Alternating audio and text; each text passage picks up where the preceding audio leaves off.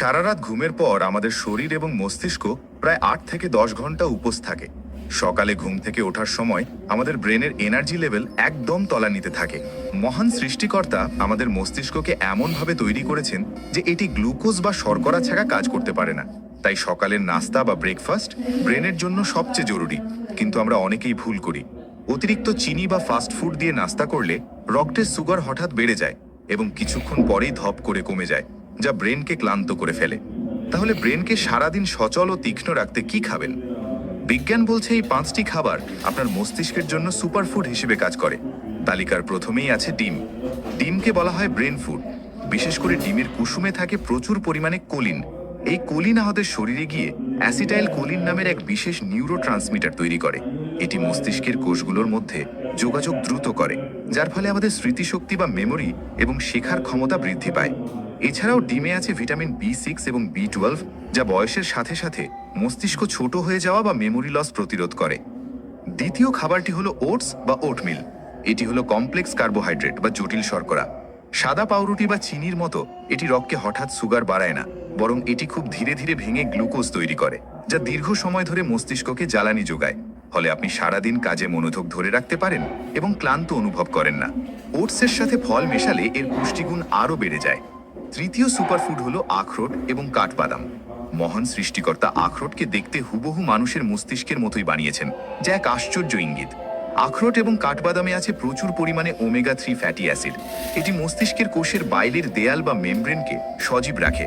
বিশেষ করে কাঠবাদামে থাকা ভিটামিন ই মস্তিষ্কের বুড়িয়ে যাওয়া রোধ করে। তাই সকালের নাস্তায় ২-৩টে আখরোট বা ভেজানো কাঠবাদাম অবশ্যই রাখা উচিত। চতুর্থ খাবারটি হলো বেরি জাতীয় ফল, যেমন স্ট্রবেরি, ব্লুবেরি বা আমাদের দেশীয় কালো জাম। এগুলোতে থাকে শক্তিশালী অ্যান্টিঅক্সিডেন্ট।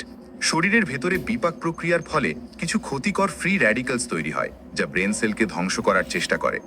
বেরি জাতীয় ফলের অ্যান্টিঅক্সিডেন্ট ঢাল হিসেবে কাজ করে এবং এই ক্ষতিকর উপাদানগুলোকে ধ্বংস করে ব্রেনকে সুস্থ রাখে। যদি বেরি না পান, তবে কমলা বা মাল্টার মতো ভিটামিন সি যুক্ত টক ফলও মস্তিষ্কের রক্ত সঞ্চালন বাড়াতে দারুণ কাজ করে। পঞ্চম উপাদানটি পানীয়, ১ কাপ কফি বা গ্রিন টি। সকালে এটি শুধু ঘুমই তাড়ায় না, এর বৈজ্ঞানিক উপকারিতাও অনেক।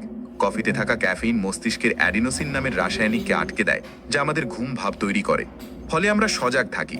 তবে গ্রিন টিতে ক্যাফেইনের পাশাপাশি L-থিয়েনিন থাকে। এটি মস্তিষ্ককে উত্তেজিত না করে বরং শান্তভাবে মনোযোগ বাড়াতে সাহায্য করে। তবে খাবার নির্বাচনের পাশাপাশি সবচেয়ে গুরুত্বপূর্ণ হলো পানি। মস্তিষ্কের ৭৫%ই পানি।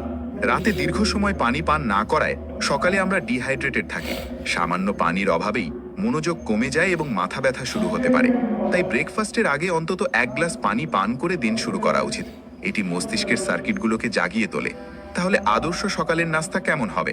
একটি ডিম, ১ বাটি ওটস বা লাল আটার রুটি, সাথে কিছু বাদাম এবং ১ কাপ গ্রিন টি। মনে রাখবেন, সকালে চিনিযুক্ত সিরিয়াল, বিস্কুট বা কেক পরিহার করা বুদ্ধিমানের কাজ। এগুলো সাময়িক শক্তি দিলেও দীর্ঘমেয়াদে ব্রেনের ক্ষতি করে। বিজ্ঞান বলছে আমাদের পেট বা অন্ত্র হলো আমাদের দ্বিতীয় মস্তিষ্ক। তাই স্বাস্থ্যকর নাস্তা শুধু পেট নয়, মনকেও ভালো রাখে।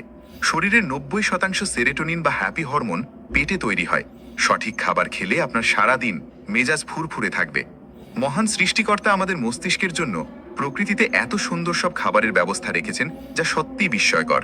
ভিডিওটি ভালো লাগলে লাইক দিন এবং আপনার প্রিয়জনদের সাথে শেয়ার করে তাদেরও সুস্থ থাকতে সাহায্য করুন। এমন আরও বিজ্ঞানসম্মত স্বাস্থ্য টিপস পেতে আমাদের চ্যানেলটি সাবস্ক্রাইব করে সাথেই থাকুন।